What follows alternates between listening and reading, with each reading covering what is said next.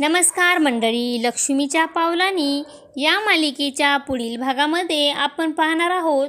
साप चावल्यानंतर कलाची तब्येत ही हळूहळू सुधारत असते आणि अद्वैत हा तिला बोलतो, आता तुला सर्व गोष्टी पहिल्यासारख्या शिकवाव्या लागतील मला. बरं झालं त्या डॉक्टरने अँटीवेनम दिले म्हणून तू बरी झालीस. जर तुला काही झालं असतं तर, अशी तो चिंता करू लागतो.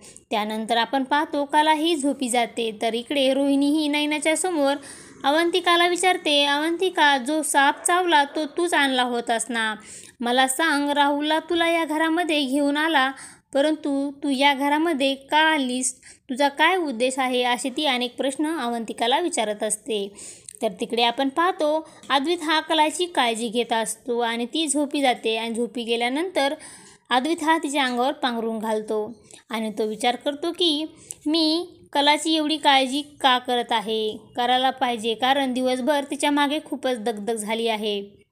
आणि तो पुढे जाऊन स्वतःलाच प्रश्न विचारतो, परंतु खरेच्या ठिकाणी जर दुसरी कोणी असती तर मी देखील अशीच काळजी घेतली असती का? असा प्रश्न तो स्वतःलाच करतो आणि उत्तर शोधू लागतो.